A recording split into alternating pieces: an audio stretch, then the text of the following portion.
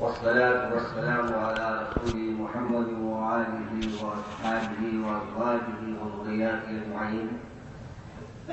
أما بعد، أعوذ بالله من الشيطان الرجيم. بسم الله الرحمن الرحيم.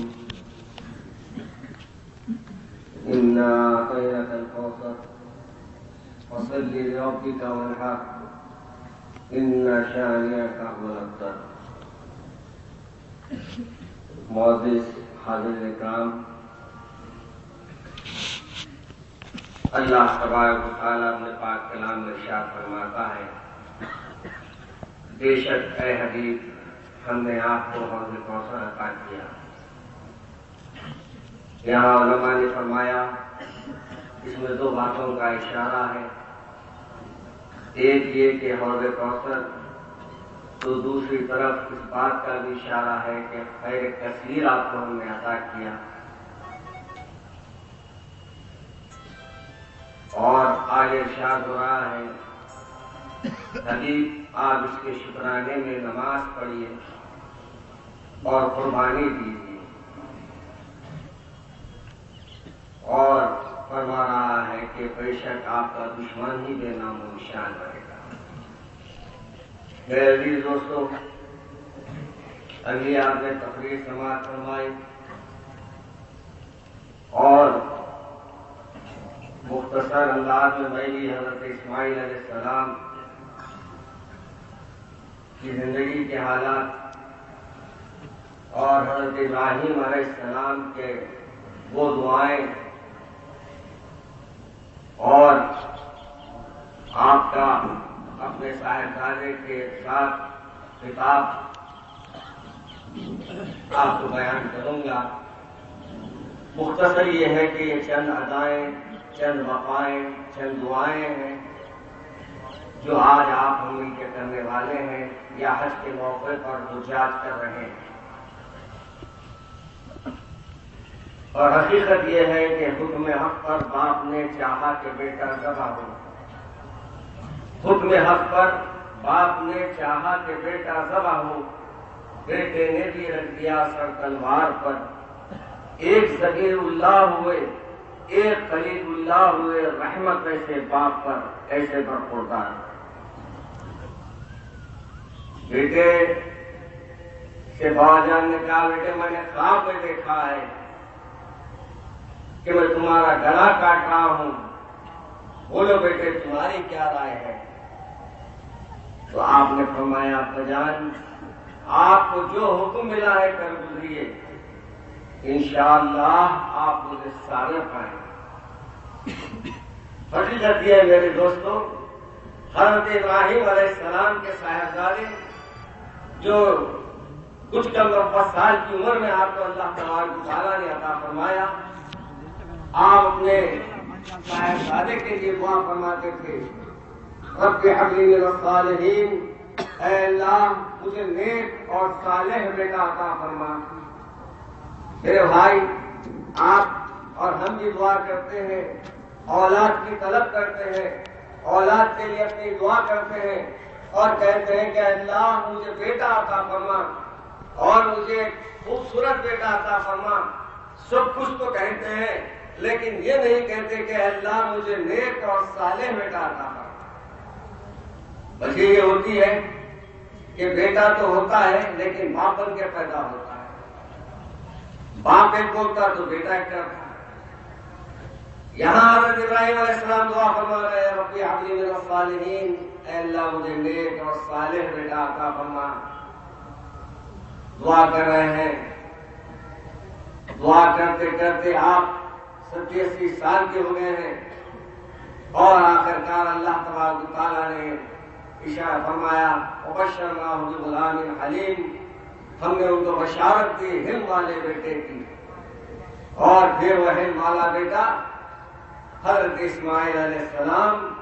جب ایک وقت آتا ہے کہ بابا جان کو اپنے بیٹے پہ محبت آتی ہے، اللہ تبارک و تعالیٰ فرماتا ہے کہ اے خلیل، ایک دل میں دو محبتیں نہیں ہو سکتی، ایک بیٹے کی محبت، ایک ہماری محبت. جاؤ اپنی اہلیہ اور اپنے بیٹے کو لبوں تک میدان میں چھوڑ کر آؤ. جو آج مکہ مکرمہ جہاں موجود ہے وہاں چھوڑنے کا حکم ملتا ہے. آپ اپنے صاحبزادے کو لے لیتے ہیں, آپ اپنی اہلیہ کے ساتھ اس مقام پر جاتے ہیں, جا کر اپنے صاحبزادے کو اپنی اہلیات کو اس مقام پر اتار دیتے ہیں اور اتار کر جانے لگتے ہیں. تو بی بی صاحبہ فرماتی ہیں کہ اس جنگل یعنی اس ریت میں اور ان پہاڑوں میں چھوڑ کر مجھے آپ کہاں جا رہے ہیں؟ مگر آپ کچھ نہیں کرتے, چلے خاموش چلے جا رہے ہیں. آخر کار بی بی صاحبہ جب اصرار کرتی ہیں, کہتی ہیں کہ آپ یہ تو بتاتے جائے کہ آپ اپنے سے چھوڑ رہے ہیں یا اللہ کے حکم پر چھوڑ رہے ہیں. تو آپ فرماتے ہیں, اشارے آسمان کی طرف اشارہ کر دیتے ہیں اور فرماتے ہیں دیکھو میں اپنے سے نہیں چھوڑ رہا ہوں, میں اپنے سے اپنے لخت جگر کو دور نہیں کر سکتا. ہاں مجھے اللہ کا حکم ملا ہے اس لیے میں اپنے تم کو چھوڑ کر یہاں جا رہا ہوں. بی بی صاحبہ فرماتی ہیں جائیے, انشاءاللہ اللہ تبارک و تعالیٰ ہمارا مددگار رہے گا, اللہ ہماری حفاظت فرمائے گا.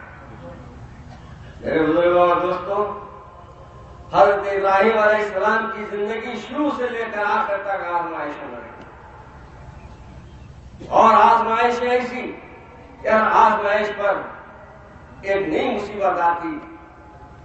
اور کبھی بابا جان کی خبر کی